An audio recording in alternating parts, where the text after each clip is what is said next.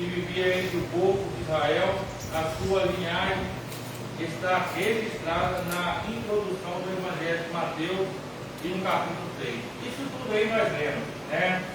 Ficou para nós falarmos o 2, né, o ponto 2, as heresias contra o ensino bíblico, né, da dupla natureza de Jesus.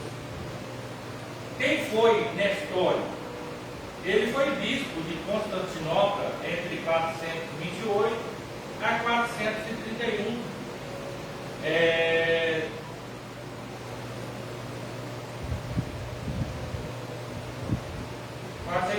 431. Nestório discordava do título a Maria, defendido por Cirilo de Alexandria.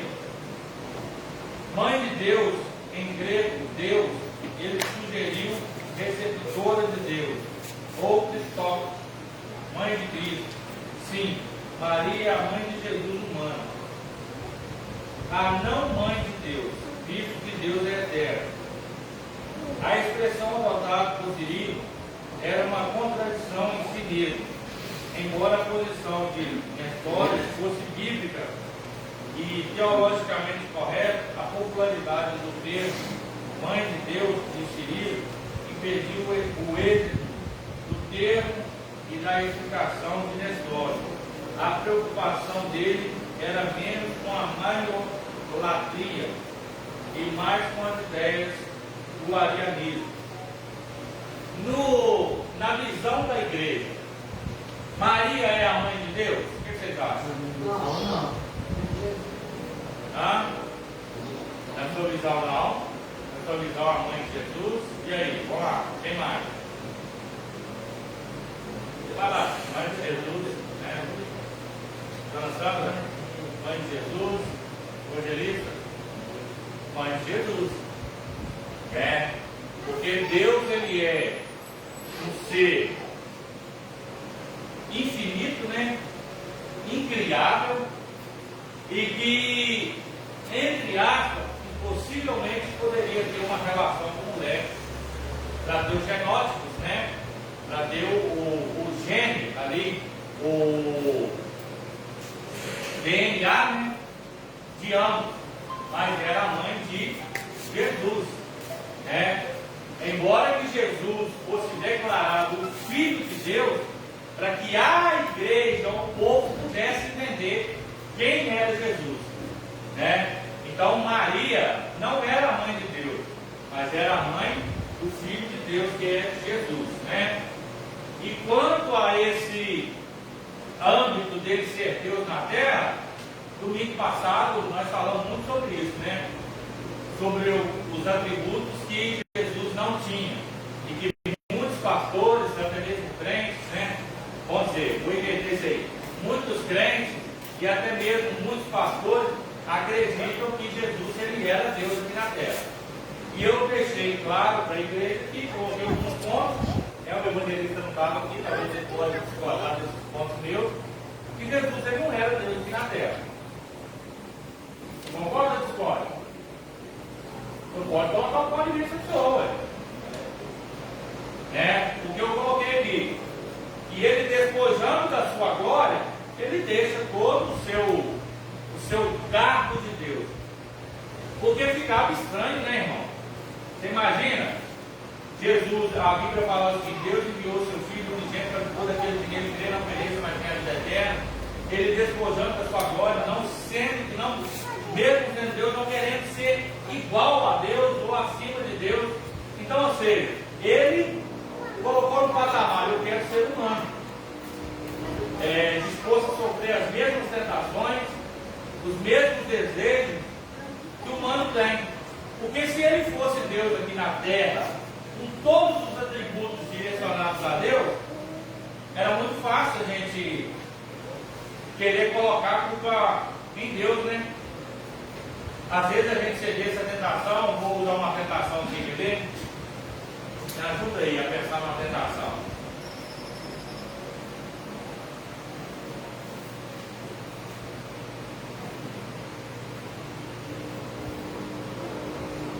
Vamos usar de mulher, que é mais fácil, né? Aí o cara fala o seguinte: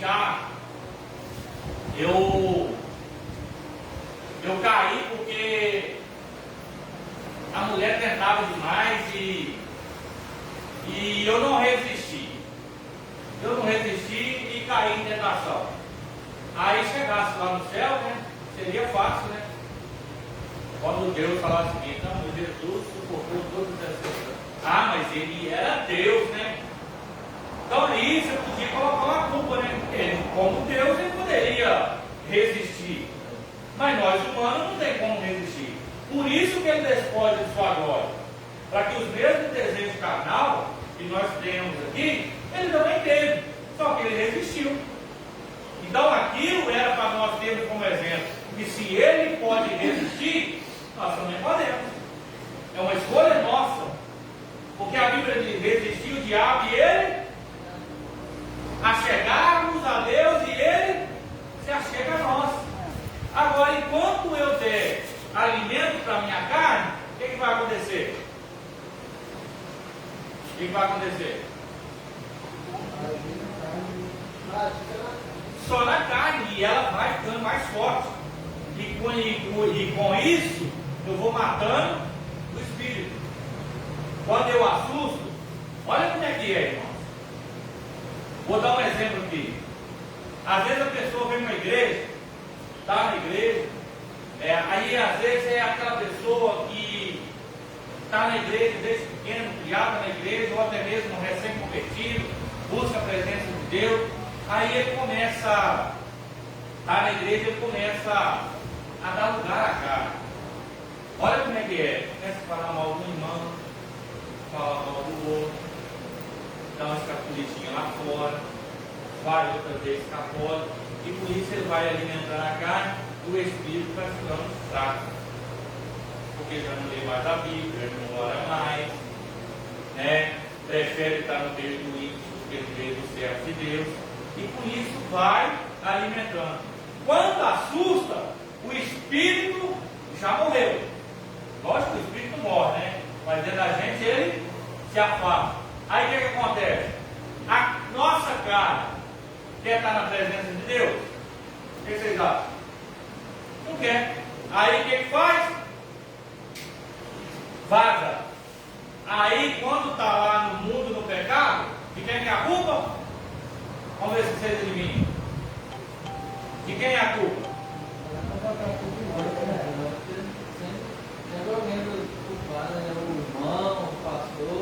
A culpa nunca é de Deus e nem dele, mas a culpa é da igreja.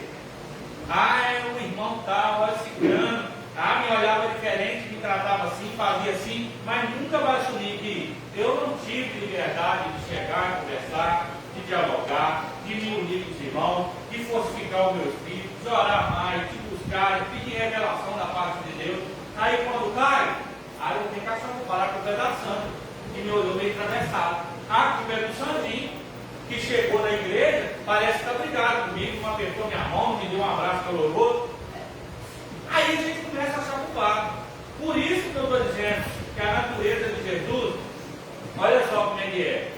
Ele obrigou alguém a andar com ele? Quem queria andar com ele, andou. Viu o milagre, usufruiu da presença de Jesus. Mas quem não quis? Ficou à beira do caminho, irmão. Ninguém foi obrigado. Olha para você ver que Judas, olha Judas estava na mesa sentado com ele, sim ou não? Quem escolhia andar com ele? Era Judas. Judas preferiu o quê? Prefiro finanças, prefiro dinheiro, do que estar com Jesus. Olha Pedro, estava com Jesus, viu o milagre de Jesus, mas preferiu negar. Só que Judas, entre Judas e Pedro, tem uma diferença. Judas não conseguiu se arrepender. Mas Pedro, ele olha e fala: o quê? Não existe outro caminho, não. Eu reconheço que ele é o Jesus. Então aí está que a natureza humana de Jesus, ela veio nos mostrar que assim como Jesus conseguiu, nós também conseguimos. Alguém quer fazer alguma colocação para você? Não? nestorianismo. Nestório defendia a formulação dos pais nicenos, a divindade de Cristo e a humanidade definida no credo niceno. Constantinopolitano, em 381, segundo o pensamento nestoriano, as duas naturezas de Cristo, a humana e a divina, eram duas pessoas. Essa foi a acusação contra ele. A ilustração nestoriana era a comparação de marido e mulher serem uma só carne. Essa alegada afirmação nestoriana foi considerada heresia pelo Concílio de Efésios em 431. Ele foi condenado por esse concílio que o declarou herege e o imperador o exilou. Eu vou dar o dedo de falar sobre isso aí, né, que está falando aqui, a natureza humana e divina de Deus, né? Porque se a gente não tiver um pouquinho de conhecimento das Sagradas Escrituras, a gente começa a errar isso aí. A gente tem até medo de falar, porque quando a gente não tem conhecimento, a gente tem medo de expressar, né? Só que eu falo com clareza. Eu falo com tanta clareza que Jesus aqui na terra ele não foi aquele Deus do qual ele estava lá no céu, né? Ele estava um Deus, Jesus na natureza humana, né? Para mostrar, porque se eu acreditar que ele era Deus aqui na terra, que Jesus ele era Deus aqui, 100% Deus e 100% homem. É muito pesado isso aí, né? Pesado demais. Olha pra você ver. Porque eu não posso acreditar num Deus que vai entrar em contradição com as Sagradas Escrituras. Você imagina um Deus que vai contra as Sagradas Escrituras. E aí? Porque quando fala que ele despojou da sua glória, ele abriu mão de tudo. Falei isso, né?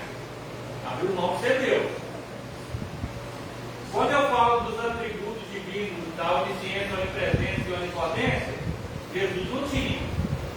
Ou tinha? Não tinha. Então, vamos por assim, 2-0. O diálogo dele, pedindo para passar dele aquelas tribulações, ele sendo Deus, ele precisava pedir. Ele entregava o ponto, acabou. Então não existe contradição com a Sagrada Escritura. O problema é que a mente humana cauterizada, ela vai botar uma característica de um jeito de pensar. Não, eu penso assim, ninguém me muda. Mas se a gente olhar a luz da Sagrada Escritura, a gente vai entender quem é Jesus, o Filho de Deus, e vamos entender Jesus, quem é o Filho de Maria. Quem é Jesus, o Filho de Deus? Aquele que diz, vou usar 2 pontos. Jesus como homem teve sede. Como Deus, ele é fonte de água. Jesus como homem teve fome. Como Deus, ele é o pão da vida. Então a gente tem que diferenciar isso aí, porque como Deus, quando ele fala do Pai, ele vai dizer, se tu soubesse quem te pede água, você daria. Porque da água que eu te der, nunca mais terá sede. Ele está falando do Jesus carne ali, ele está falando do propósito que ele veio cumprir. Porque qual que era o propósito de Jesus quando ele veio na terra? Salvar a humanidade. Então o propósito dele, ele está dizendo ali, olha, eu como homem, eu sou limitado, mas eu estou debaixo de uma autoridade. Eu sou o caminho, a verdade e a vida. Ninguém tem ao Pai no ser comigo. Porque eu entendo o seguinte, se Deus precisasse estar lá no céu e enviar outro Deus aqui também, para quê? Põe na mente para pensar. Deus, ele é onisciente? É onipotente? É ou não é? O que é onipotente? Pode todas? Por que ele então teria limitação. Pensa comigo. Aí eu vou mandar o meu filho para sofrer, para resgatar essa humanidade.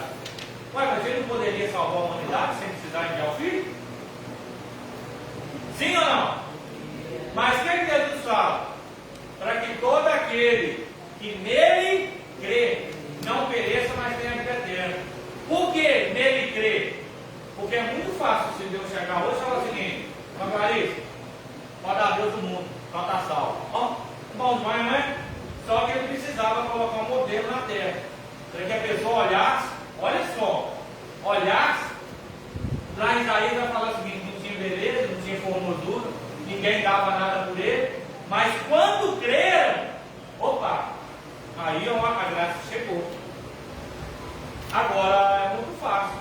A gente pode pegar aí um contexto dessa humanidade que nós estamos vivendo. Se você chegar sem chinelo, de bermuda, com a roupa suja dentro de um restaurante, não vou dizer que talvez você seja maltratado, mas é que assim, a qualquer hora que eu atender ele, Santo lugar, você não passa nem na porta. talvez não passe nem na porta. Agora, se você chegar, né, ou fosse, por exemplo, uma nave daquela do Nel, estacionar ela ali e descer, a pessoa, aí a pessoa fala: ô, o cara tem um botão, esse cara entra, chega. Ah, mas aqui não tem que ter reserva? Não, nós estamos assim, reservados especialmente o outro. Por quê? A visão das pessoas é pelo que você tem. Pastor, você pode provar isso na Bíblia? Ó, eu vou pegar pelo próprio Jesus. Por que os judeus queriam Jesus? Porque eles acreditavam que Jesus seria o rei que libertasse eles dos cativos. Só que Jesus não era aquele rei que queria reinar na terra para tomar o trono de ninguém. E quando eles viram isso, eles pensaram: não é esse Jesus que nós estamos querendo. Nós queremos um que nos liberta, mas assuma o trono ali para nos libertar. E esse não é o Jesus, porque o reino dele, o trono dele, não é aqui na terra, é no céu. E quando eles viram isso, eles se decepcionaram e começaram. Vocês estão conseguindo pegar a linha de raciocínio para entender sobre Jesus? E a intenção dele era vir, né, ser perseguido, nascer uma manjedoura, né, ser presenteado pelos outros. Essa era a função. Agora, se ele vem, opa, chegou quem faltava. Eu vou ali visitar a nação. Beleza, beleza. Não, não é para não. Ah, mas você errou o caminho, é para cá, ué. É para cá, ué. Você está errando o caminho, você está voltando lá, ó. Ah, tá. Vocês estão entendendo? Seria muito fácil, né? Se um poderoso chegasse, né, na elite, seria bem tratado. Hoje a gente vê isso para todo quanto é lugar, entre a pessoa simples e a pessoa mais poderosa, né? Vocês veem isso aí num churrasquinho aí na rua aí. Se o cara tem uma posição maior, senta conosco na mesa aqui, que bom que você está aqui. Enquanto você chega, você conhece todo mundo, mas ninguém te chama para sentar na mesa, né? Então, assim, essa é a visão. Jesus ele não veio para ser reconhecido como Deus. Ele veio para ser reconhecido como Filho de Deus. Aquele que era submisso à vontade de Deus e não à vontade dele.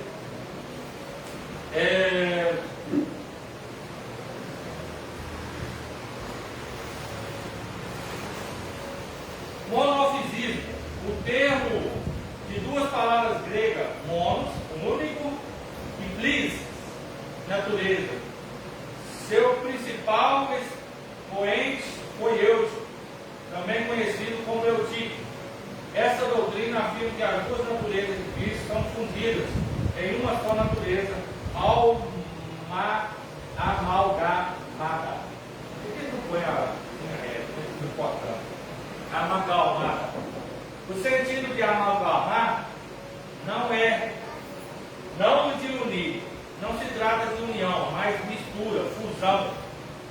seria uma só natureza híbrida, nem totalmente Deus e nem totalmente homem. Essa doutrina foi condenada no Concílio da Concedônia, em 451. Ilustração: o bronze é uma liga de cobre e estanho, de modo que nem é cobre nem é estanho, mas outro metal. Quando a cor verde é uma mistura das cores azuis e amarela, assim como o bronze não é cobre nem estanho, e o verde não é azul e nem amarelo. Da mesma forma, de acordo com eu, a natureza de Cristo não são divinas e nem humanas. Resposta bíblica: segundo a Bíblia, o Senhor Jesus é perfeito quanto à divindade e perfeito quanto à humanidade. Né? Romanos 9:5.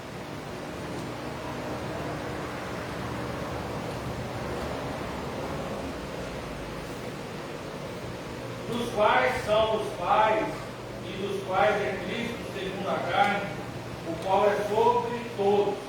Deus bendito eternamente. Amém. Ó, entenda isso aqui.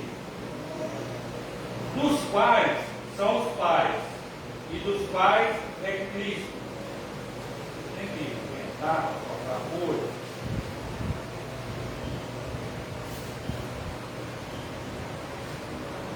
Dos quais são os pais, e dos quais é Cristo, segundo a carne, o qual é sobre todos, vírgula, Deus bendito eternamente e amém. Então, esse conselho aqui de Eutico, né, não é de Eutico, o nome dele é outro.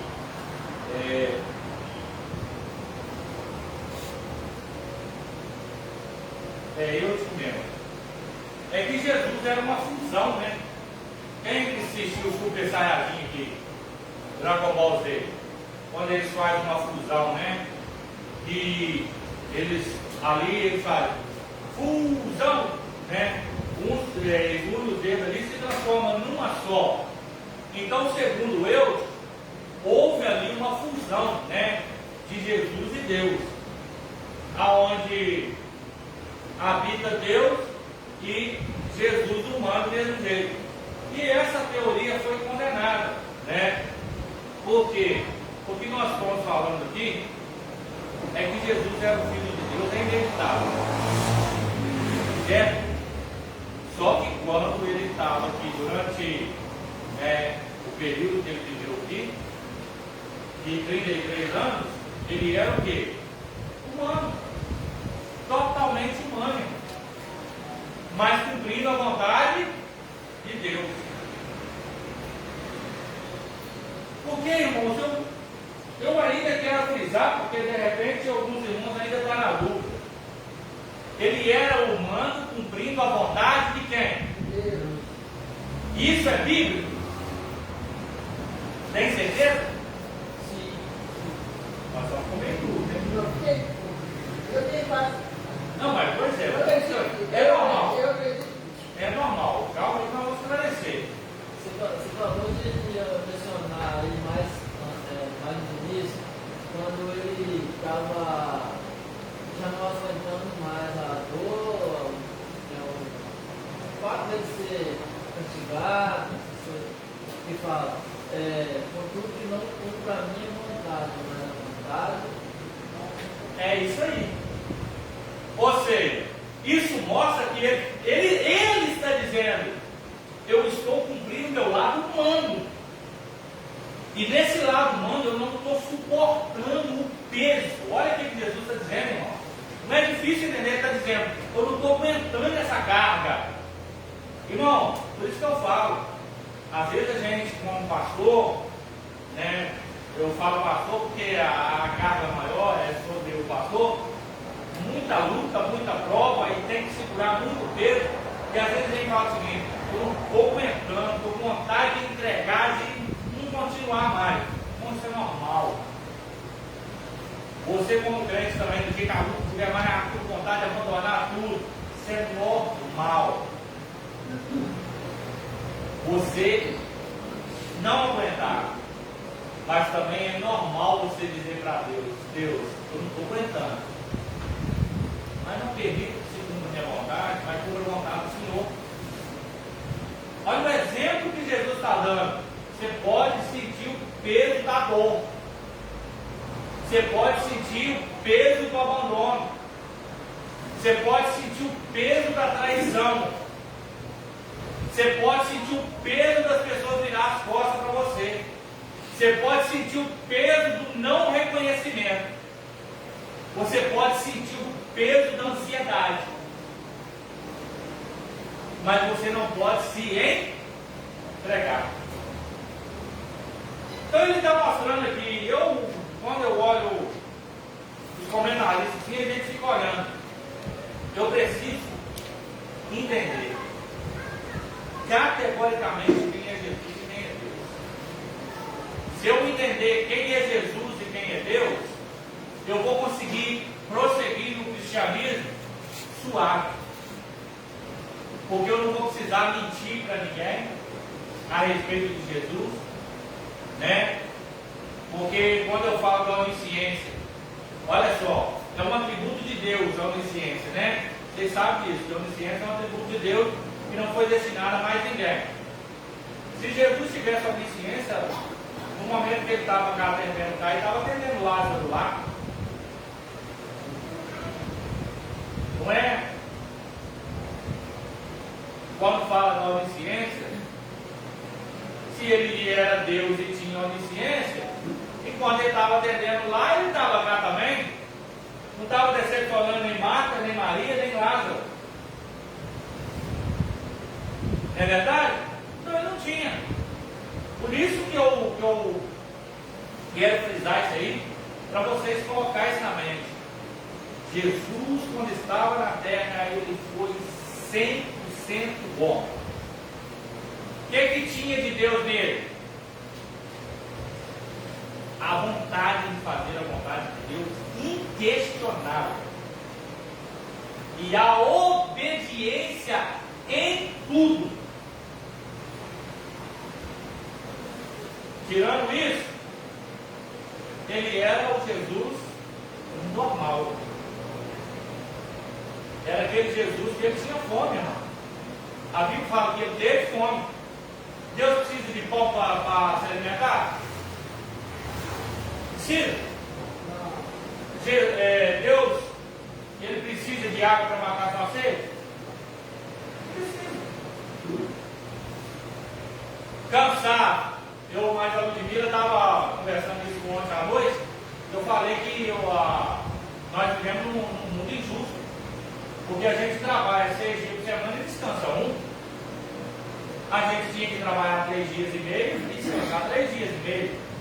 Aí o povo diz o seguinte, mas a Bíblia fala que no 7º dia Deus descansou. Aí eu pergunto, Deus te descansa, irmão? E aí? Ele foi só para deixar para nós. Né? Só para deixar para nós. Deus podia, falar. Um dia, não 3. Então você trabalha 6 dias, deixa eu descansar 3 dias e meio. Vocês estão entendendo? Deus se nem trabalho. Descansa essa. Deus não precisa de descanso, certo? Mas Jesus sentiu cansaço? Sentiu. Então é que ele fala o seguinte, deixa eu me afastar um pouco, porque cansado. Mas ele se doou, irmão. O gostoso de Jesus é que ele, mesmo sendo humano, ele não viveu um ministério humano. Ele se doou para a humanidade. Aonde tinha gente enferma, ele ia curar. Aonde tinha gente com fome, ele matava a fome. Aonde tinha morto, ele ia lá ressuscitar. O demônio não conseguia vencer ele, nem ver ele. Por quê? O humano que tinha na terra, que Jesus criou, que Deus criou ele, a imagem e semelhança, na primeira tentativa do inimigo, lambeu eles, que era Adão e Eva. E eles acharam que Jesus fosse do mesmo jeito. Primeira tentativa de matar Jesus foi quando? Quando ele nasceu. Teve que sair da sua cidade porque Herodes havia mandado matar toda criança abaixo de 2 anos. Só aí você ainda vê a ação do inimigo. E aí foi um processo de perseguição, né? Para tentar matar. Deus consegue ser tentado, irmão? Mas o inimigo, o capiroto, não tentou Jesus? Né? Olha só, irmão, para provar mais uma vez a humanidade de Jesus. Jesus estava no Monte orando quantos dias? 4? 40 dias e 40 noites. Dá um total de 80, né? Porque 40 dias são 12 horas, 40 noites mais 12 vai dar um total de 80. A Bíblia 80, porque de noite você não está morto. Está vivo. Então tem que contar. Não, o dia são 12 horas. Quem falou isso está errado. Um dia são 12 horas e a noite são 12 horas.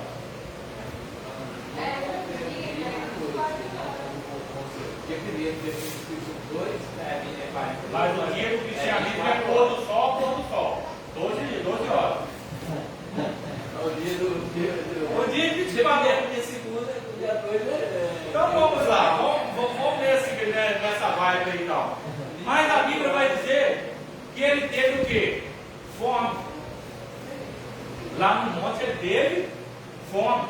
O inimigo achou, falou o seguinte: venci Adão lá, venci Eva, e eles nem com fome d'água, eu dei uma maçã e eles aceitou.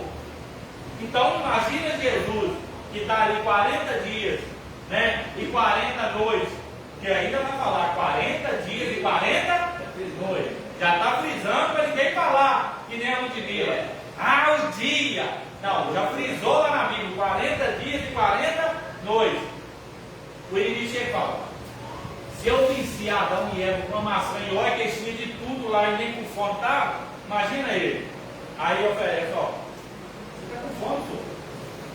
Você tem autoridade para dizer, transforma essa pedra em pão. E aí ele diz o quê? Nem só de pão viverá o homem, mas de toda palavra que procede da boca de... Teve um que foi alimentado pelo próprio Deus e o Espírito na montanha mais velha. 40 dias, 40 noites para receber as cargas aí. Irmão, Deus ele é fiel. E ele não tem esse negócio de retroceder na sua palavra. Eu quero que você não entenda isso. Saia daqui hoje com a convicção: o meu Jesus ele era humano. O meu Jesus ele era humano, mas ele venceu todas as tentações. Mesmo sendo humano, ele era o Filho de Deus. E mesmo sendo Deus, não usurpou ser igual a Deus. Olha só, irmão, essa palavra aí mata qualquer teoria. Mesmo sendo Deus, não usurpou ser igual a Deus. Até aí, entendido? Ou vocês querem colocar alguma? Talvez vocês tenham alguma dúvida, coloca agora. Vocês podem colocar, porque eu quero que ninguém saia daqui com a mente fechada quanto a isso, não. Se não tem, vamos lá. O concílio de Calcedônia. Essa formulação teológica fala das duas naturezas de Cristo em uma só pessoa. As propriedades de cada natureza permanecem intactas, concorrendo para formar uma só pessoa, a substância,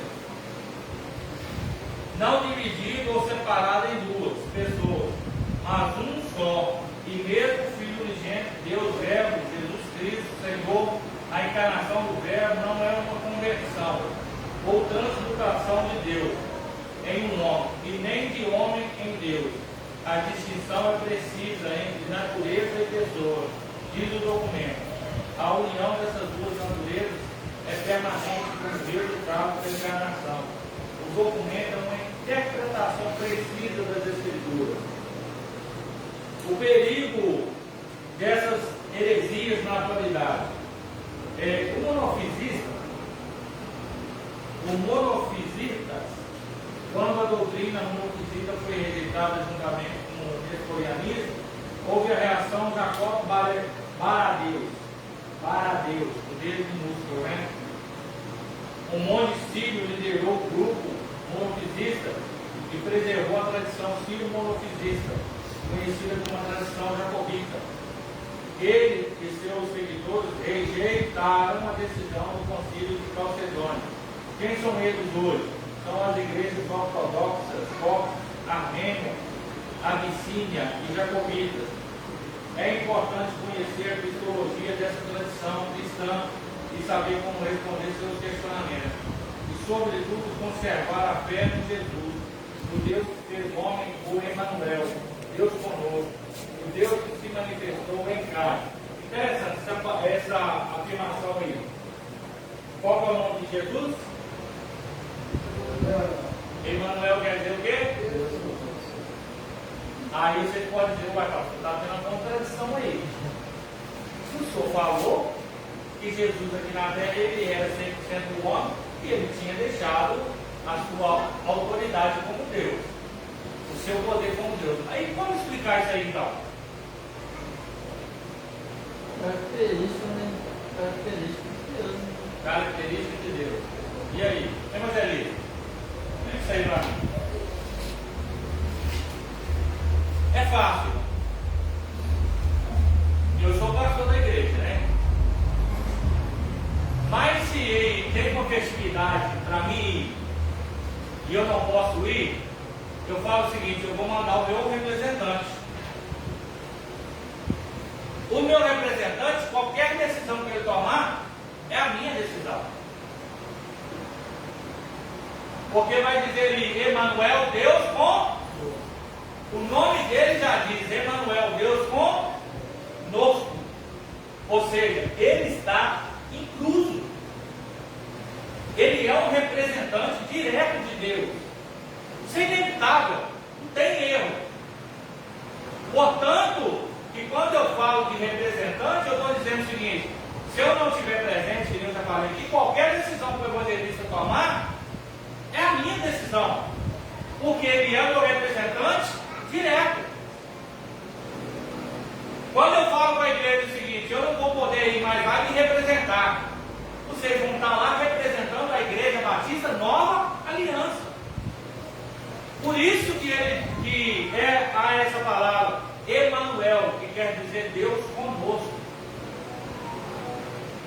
Porque o nome é dele, é representativo dele. Então ele é a representação de Deus aqui na terra. Olha o que ele fala nas suas orações. Quando ele vai orar para que Lázaro ressuscita. Pai, eu sei que tu me ouves. Se ele é Deus 100% aqui na terra, essa oração é mentirosa. Porque ele está enganando as pessoas que estão ali, irmão. Ele poderia dizer, eu sou Deus e eu ressuscito quem eu quero, eu faço quem eu quero, manda quem pode e obedece quem tem juízo. E pronto, ressuscitava. E ele tinha autonomia para ressuscitar? Claro que tinha, irmão. Deus estava com ele. E ele está dizendo ali, eu sei que tu me ouves. Ele estava fazendo uma referência para o Pai. Eu sei que o Senhor me ouve, eu sei que o Senhor atende as minhas orações, mas por que eu estou fazendo isso? Olha só o que ele está dizendo. Para que eu estou fazendo isso? Para que eles creiam que o nome do Senhor seja glorificado. Ele não estava chamando glória para ele, nem honra para ele, não. Mas ele estava dizendo para que o nome do Senhor seja glorificado. Então é fácil de interpretar isso aqui. Segundo,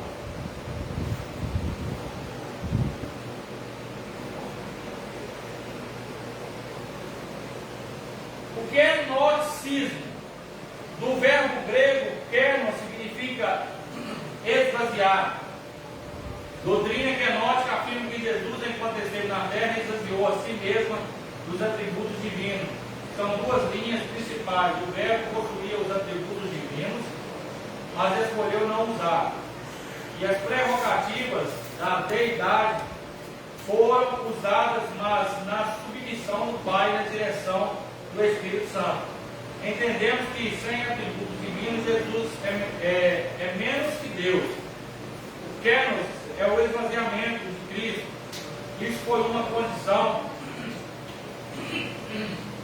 para o seu messiado, e por isso ele abriu mão de sua glória celeste. Jesus revelou sua natureza divina quando esteve na terra. Ele agiu como Deus, pois perdoou o pecado, recebeu adoração, repreendeu a fúria do mar. Somente Deus tem esse poder. Olha essa linha de pensamento aqui, né? Que ela tem alguns pontos de referência ali que fala de adoração, de receber adoração, de acalmar a tempestade, né? Deixa eu ler um ponto que é fora.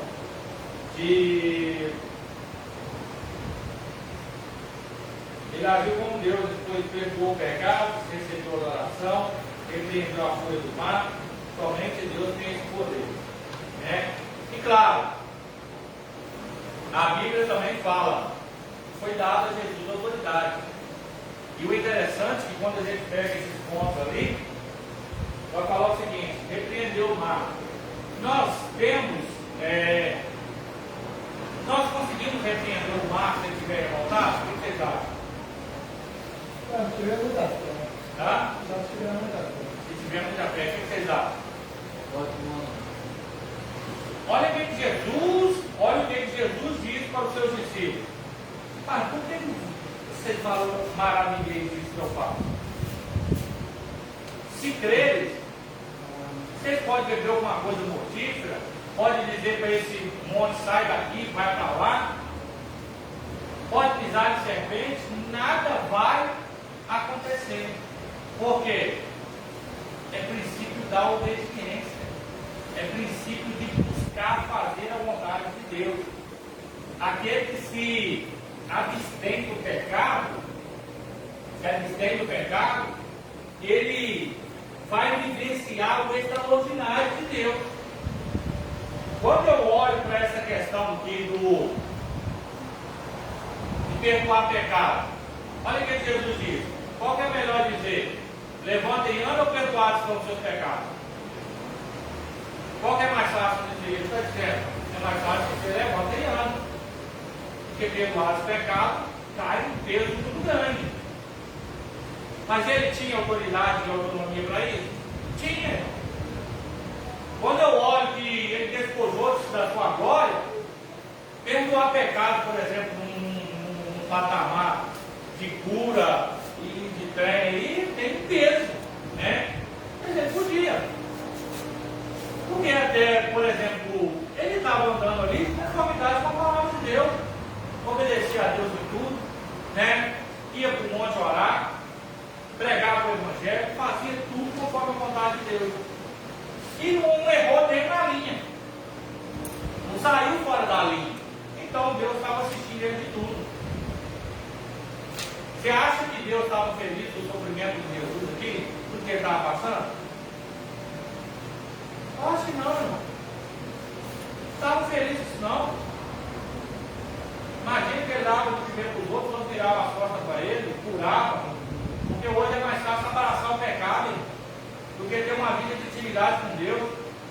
É mais fácil estar lá no mundo usando drogas, prostituindo, adulterando, bebendo, do que ter uma vida de intimidade com Deus. Aí quando olha, fala assim, Jesus deu tudo para eles, o que eles valorizam? Nada. E Jesus, nesse meio, também está triste ali, cumprindo o propósito dele, mas triste. Porque viraram as costas, cuspiram nele, espancaram ele, rejeitaram ele, venderam ele, negou ele. E mesmo assim, ele é aquele Jesus que não deixou que o mal entrasse no seu coração, e ele olha e fala, Pai, que entrou, que eles não sabem o que fazem. Então esse é o Jesus, né? Então nessa categoria aí, nós precisamos entender isso. E o Mariolatria, que é o de Maria, né? O catolicismo romano adotou o termo Mãe de Deus, de Cirilo, ou seja, o pensamento antibíblico que se desenvolveu uma teologia e permanece até hoje por conta da sua popularidade. Com isso, aprendemos que o que parece certo é a escolha popular, nem sempre representa a verdade. A mariolatria,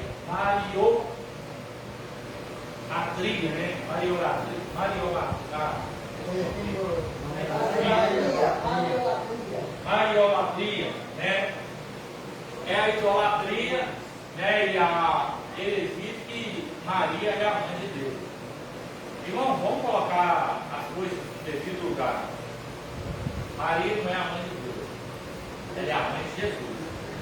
Maria não é Deus, não pode curar, não pode salvar, não pode libertar ninguém do pecado. Nada disso ela pode fazer. Pastor, o senhor acabou de falar para ele? Irmão, é só ler livro. Eu disse aqui, não adianta você querer colocar Maria no pedestal e dizer que ela pode fazer tudo, ela não pode fazer nada. Se ela pudesse fazer, de fato pudesse fazer, lá no casamento ela não tinha pedido Jesus para fazer, ela nem fazia. Sim ou não? Então não pode. Ela não queria deixar de crucificar ele. Não teria deixado de crucificar ele. Vai ter que andar fazendo lá? Chorando. Então nós temos que entender, Maria era quem? Ela foi uma mulher agraciada, respeitada, uma mulher honesta, que Deus viu graça nela e falou: olha, eu vou te conceder a graça de ter um filho. Esse filho será especial, o nome dele será Emanuel, e será Deus na terra, ou Deus conosco. Pronto. Ela só, irmão, carregou Jesus ali. Agora o problema é que as pessoas ficam idolatrando. Tem algumas frases que eu vejo em carro aí. Tudo por Jesus e nada sem Maria. Eu acho que é mais ou menos isso. Não, é tudo por Jesus e nada sem Jesus. Agora, para nós aqui, hoje, todo mundo já tem o conhecimento. Maria está no céu? Fala, Eu acho que ela está aguardando. então tá, Soraya está no céu. Isso eu vou deixar o evangelista para depois. Soraya está no céu. O que você acha, Lúcio? Maria está no céu? Está no céu. O que você acha? A Maria vai com as outras, vai. Vai, se cair um buraco, a ela também. Espera aí, calma aí. Não, vai lá. E a senhora, o que você acha? Vamos? Está com ela, já cuidado, hein? Vou deixar você também. Ô, pastor, Não, peraí. No céu, quer dizer que ele vai estar esperando. Não, quer saber se Maria está no céu. Como eu acho que as pessoas falam lá. Dona Sandra, Quem morreu com você? Quem fez o Sandinho. Já com Deus. Eu acho que ainda não. Flaviano, Eu acho que não vai. já com Nelson. Aguardando igual todos. Tá matando, isso eu falei, ó. Tá? Ludmila, É ela. Evangelista, Eu achei que ele tinha nesse sentido. irmã Maria está na terra, morta como todos os mortos que estão aí. Pastor, o senhor é doido falar um grande dele? A Bíblia diz que ninguém subiu ao céu senão aquele que? Então Maria está onde? Aí você fala o seguinte: o único que está no céu é Jesus. Aí, então tá, pastor, agora eu vou pegar o senhor pelo pé. Agora não tem jeito de eu escapar, não. E Elias e Enoque? Nossa, matou a pau, né? Porque a Bíblia fala que eles subiu no regime e foi arrebatado. Peraí, então vamos lá. Agora presta atenção. Então deixa eu falar para vocês. A Bíblia vai dizer lá no livro de Apocalipse que nos últimos tempos vai vir duas testemunhas que vão morrer em praça pública para depois. Sabe quem são esses? Fariseus. Fariseus? Não. Sabe quem são esses? Elias. Na minha linha de pensamento, Elias e Enoque. Porque eles não foram.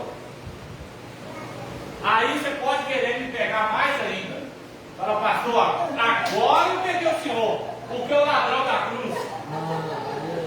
Hoje Agora, comigo para agora, pastor, o senhor lascou, porque tem um ladrão da cruz.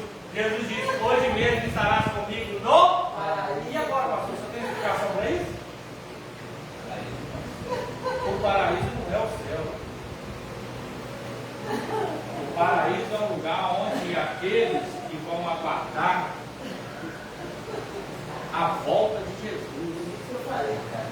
Porque Jesus ele disse: hoje mesmo estará comigo no paraíso. Jesus tinha uma passagem direta do paraíso para o céu. Então Jesus está afirmando para ele o seguinte: olha, hoje eu estou te entregando a salvação, porque preciso crer. Então, irmãos, entenda isso aí. Quando nós vamos falar dessa mariolatria, entenda uma coisa: a diferença da dona Sandra com a Maria, qual que é? Da irmã Maria. Qual que é a diferença da dona Sandra com a irmã Maria? Qual que é a diferença? A diferença? Uma foi agraciada. Nenhuma? Como foi agraciado? A diferença é só que Maria foi a mãe de Jesus, e a dona Sandra é a mãe da Sabrina. Maria foi serva de Deus. Do mesmo jeito que nós somos aqui, irmão. Mesma coisa. Ela foi agraciada. Foi serva só. O que me dói é que, quer ver? Faz favor, fique em pé aqui. Não, eu sei mesmo. É você, fique em pé aqui. Não. Você é a Maria.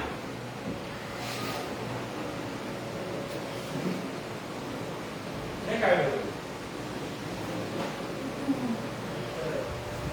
Você fica de frente aqui. Só para os irmãos entenderem. Ele representa Jesus. E era Maria.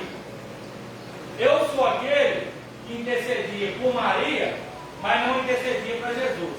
Quando chegar no céu, o que eu vou ter que fazer? Maria está adorando quem? Jesus. Ela está adorando. Eu vou ter que empurrar Maria? Não. Fica aqui. Eu vou ter que empurrar Jesus, que é o centro da adoração, para adorar Maria. E o que Maria vai fazer? Vai virar as costas e falar o seguinte: você está errado, a adoração é para ele. E aí, como é que eu vou fazer no céu? Se quem eu acreditava que ia perdoar o meu pecado e me salvar, está prestando adoração para quem que eu rejeitei aqui na terra. E aí, como é que fica a situação? Só que lá no céu não vai ter isso. Volta aqui de novo e volta aqui de novo. Lá no céu não vai ter isso, porque se eu não adorei ele quando eu estava aqui na terra e só adorava ela, lá no céu vai estar ela adorando ele e eu vou estar onde? Fora. E quem é o caminho? É ele. É ele. Ela não. Ela tem que ir nesse caminho para ser salvo. E o mesmo caminho que eu tenho que ir é ir até ele. Se eu não vou a ele e vou nela, eu perdi o caminho. Eu estou sem direção. Então eu nunca vou achar ele, que é o caminho. Entendeu que eu peneirei? Pode tentar me dar a entendeu? Ficou fácil entender? Então para com esse negócio. Até Maria, para ir para o céu, ela teve que ir até Jesus. Irmão, isso não é para criar time com o catolicismo, para dizer que nós somos mais santos, é só para abrir a mente que a adoração é para Deus, para Jesus. Sem essa adoração, não tem jeito, irmão, nós vamos ficar no meio do caminho. Conclusão: o concílio de Calcedônia, em 451, reafirma os dois concílios anteriores, o de Niceia, em 325, e o de Constantinopla, em 381, ratificando os credos produzidos por esses conclaves gerais, e estabeleceu definitivamente as duas naturezas de Cristo. A melhor maneira de se proteger dessas e de outras heresias é conhecer bem o que acreditamos, os ensinos oficiais de nossa igreja e seus respectivos fundamentos bíblicos. Isso serve como nossa referência quando nos deparamos com doutrinas inadequadas. Então, irmãos, tudo que você precisa saber é quem que está te ensinando. Quem está te ensinando está fundamentado na Sagrada Escritura ou está fundamentado na axiologia? Pastor, o que é axiologia? Quem sabe o que é axiologia? Você acha? É aquilo que eu acho. Aquilo que eu acho serve para vocês? Ou aquilo que é da Bíblia serve para vocês? Eu tenho que ficar com a Bíblia. Porque no dia que vier outro ensinamento para dizer, ah não, mas as coisas mudou, eu acho que é assim, não serve para mim. Está na Bíblia? Por isso que eu afirmo categoricamente, Jesus ele esteve aqui na terra 100% bom. Tudo que ele fazia aqui era debaixo da vontade do Pai dele. É adoração, ele adorava a Deus, obedecia em todos os sentidos. E ele tirou a sua roupa de Deus, como o Pai de Deus falou o seguinte: eu vou descer como homem, porque eu quero sentir os mesmos desejos carnais que os homens sentem. Quero que o pecado ele venha até mim e eu possa resistir. Porque senão, como é que eu posso ganhar alguém descendo como Deus? Eu posso dizer que o pecado sai? O pecado sai. Mas a resistência ali é para mostrar que se ele venceu, se ele suportou, nós também suportamos. Existe alguma dúvida quanto a isso aí? Se tiver, vocês falam. Tem? Se não tem, vamos para a pergunta. Inclusive na live também, né? Quem estiver assistindo a live, pode colocar aí a sua pergunta. Se tiver dúvida, nós estamos dispostos a responder dentro da Sagrada Escritura, né? Vamos lá. Cite 3 passagens bíblicas que mostram diretamente as duas naturezas de Cristo em uma só pessoa.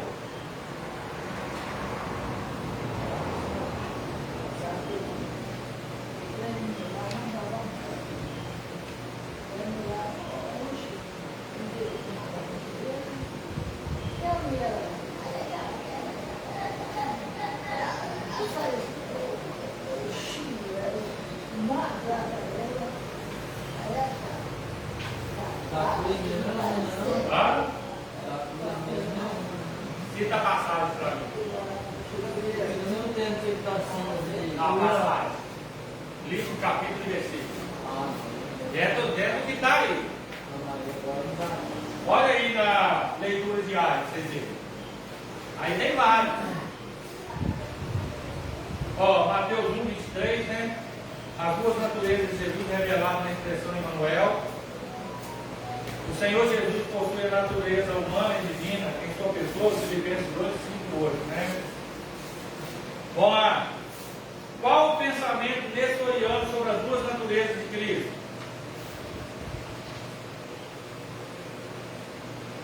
Primeiro, para você. Deve ser o que vai para atravessar.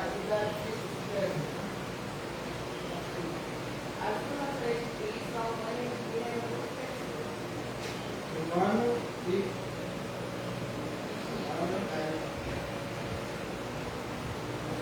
O que é subordinacionismo?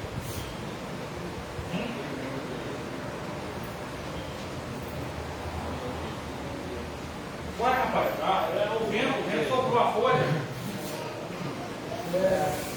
Isso, olha, sopra a folha e quando a gente assusta, já pega na outra. O que ensina o monofisismo de Deus?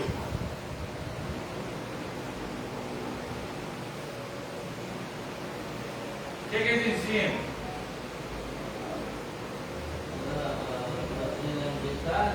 Hã?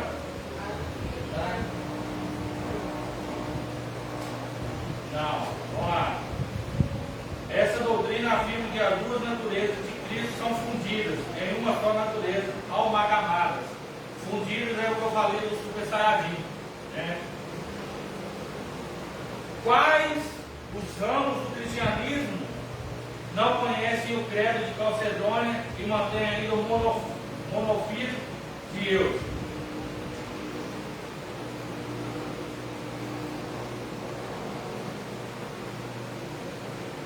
Olha isso, fala isso aí.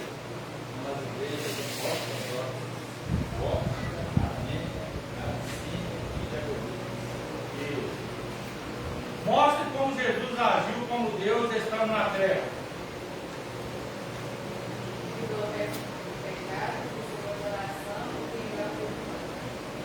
Olha só. Qual que é a pergunta? Como Jesus agiu como Deus. Ele agiu como Deus.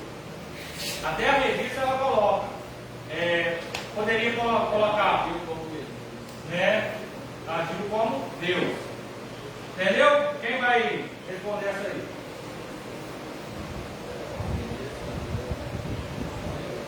Já? Mas você vai responder agora?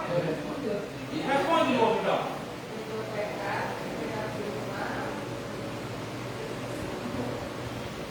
É isso aí, irmão. O próximo estudo, né? É a lição de número 8. E é o evangelista que vai ministrar ela. Já falou? Já falou o seu? Então faz o seguinte. Começa a estudar, porque na próxima revista eu vou colocar você para estudar. Porque se você vai ser uma psicóloga, né? Já tem que sobressair, né? Isso aí, começa a preparar que eu vou abrir esse leque de você. Próxima revista. Essa aí eu vou te poupar. Vai dando uma estudada para você conseguir passar. A próxima lição é Jesus viveu a experiência humana. É o evangelista que vai ministrar. Irmão, maravilha. Ele pegou a lição que caiu para ele, é ótimo para falar que Jesus viveu a experiência humana. E essa experiência humana é vasta, não é? Traição é experiência humana? É ser torturado por aqueles que você ajudou é experiência humana? Então ele tem ali uma linha ampla para ele pegar. Eu acredito que 2 estudos não é o suficiente para falar sobre essa linha tão vasto que é, né? Vamos orar. Deixa eu dizer que hoje é culto de Santa Ceia, né? E também o nosso café com Deus. Eu postei lá no grupo ontem e postei hoje de novo. Eu postei hoje de novo. Hoje. Tá, sem chorar. Respira. Faz que eu falei. Respira, puxa. Puxa. Puxa o ar, você está querendo puxar o ar, puxa o ar, puxa. Aqui. Puxa o ar. Solta. Puxa. Solta. Aí, ó. Só sorrir. Sorrir. Sorrir. E aí, ó. Né? Tem nosso café com Deus e culto de Santa Ceia. Não falta não, irmão. Né? Eu vou tentar fazer um biscoitinho hoje. Se der certo, vai ser top de linha. Primeiro eu como lá para ver se ficou bom. Se ficar bom, eu trago os irmãos comigo. Né? Hoje nosso café com Deus. Para com esse pensamento de que você não traz algo, você não vai vir no culto ou não vai comer. Irmão, ainda que tiver só café ali, nós vamos beber como? Porque o nosso propósito não é encher a barriga, não. Nosso propósito é se confraternizar. Então eu queria que toda a igreja estivesse aqui à noite, para nós orarmos. Né? A irmã filha já está ali, preparada para arrumar a mesa de Santa Ceia, né? Ela que está incluída com isso, ela sempre prepara a mesa muito bonita aqui. Né? Na ceia passada ela não estava aí para preparar, não, né? Eu estava passando. Você estava na roça, não? Estava na roça, seus parentes estavam aí. Né? E ela tem feito falta. Ela tem feito falta de arrumar a mesa, tem feito falta nos estudos aqui. E a igreja sabe disso, sim ou não, irmão? Ela estava fazendo falta? Né? Ela estava sentindo falta dela. Né? Graças a Deus que hoje ela está aí para arrumar a mesa e eu tenho certeza que vai ficar bonito demais a mesa. Feche teus olhos e cubra tua cabeça.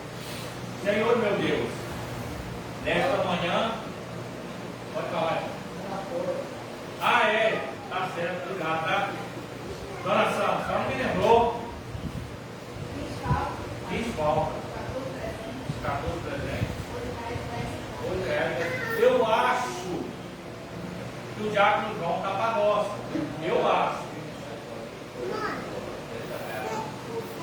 Certo? O Laís tinha que sair com a gente, tinha que fazer uma surpresa lá na roça e ficou pra lá. Então não. Ah, tá. Voltou agora. É a dona depois de Marlene também justificou, né? E a dona Equipe, por que não veio? Ah, com visita também. A Sônia só se escarnava na Sônia, né? Ela está com visita também. Não, a Sônia Miguel. Ela está com visita também, não está justificado, né?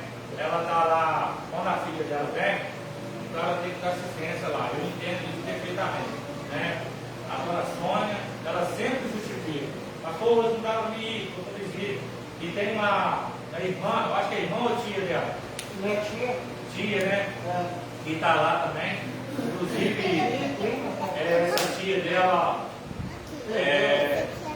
ela tem que dar assistência, porque uns 2 meses atrás ela esteve aqui, pediu oração para o esposo, né? E agora o esposo ia falecer. Então, assim, ela está triste, né? Com essa situação. Veio aqui novamente depois, falou para mim, o esposo está aqui falecido, para me orar. Então, é uma pessoa que está precisando de apoio e suporte. E eu glorifico a Deus pela vida da diaconisa, senão a gente está lá dando esse suporte para ela. Amém? O nosso relatório são 20 ausentes, 14 presentes. De oferta, R$ 8,10. Não vamos deixar esse nível de falta aí, né, subir mais não. Tem que fazer o possível para que nós ultrapassemos 50%, nunca abaixo de 50%. Tá. Pai querido, esta manhã nós queremos glorificar o Santo Nome, exaltar e bendizer o Senhor em todas as áreas da nossa vida. Quando olhamos para nós reconhecemos a nossa fragilidade. Somos pecados, somos pecadores, somos falhos e erramos a cada dia, a cada momento, a cada instante. Mas nós sabemos também que o Senhor é fiel no perdoar os nossos pecados. Que o Senhor nos ajude a romper os dias de hoje, que nós possamos no decorrer dessa semana também sempre glorificar o Deus Santo Nome e não permitir que o mal nos afaste da tua presença. Pai da igreja, no dia de hoje, nós teremos a noite de grande culto, de honra, de louvor e adoração ao Senhor. Que o Senhor esteja abençoando também aqueles que vão estar presentes para participar da Santa Ceia. E uma vez por mês. E também o nosso café com o Senhor, o qual nós não abrimos mão da presença do Senhor nesse culto de hoje, nem nos cultos procedentes, mas que a presença do Senhor possa ser constante nas nossas vidas e nos nossos lares. Nós te agradecemos nesta manhã, no nome de Jesus. Amém. Você sabe ministrar a bênção apostólica? Ajuda a te ministrar. Fala. O amor de Deus Pai, a graça salvadora do Senhor Jesus Cristo, a doce consolação do Espírito Santo, esteja com todos, nos hoje, para todos sempre. A igreja, com o caso do Senhor Jesus, diga. Amém.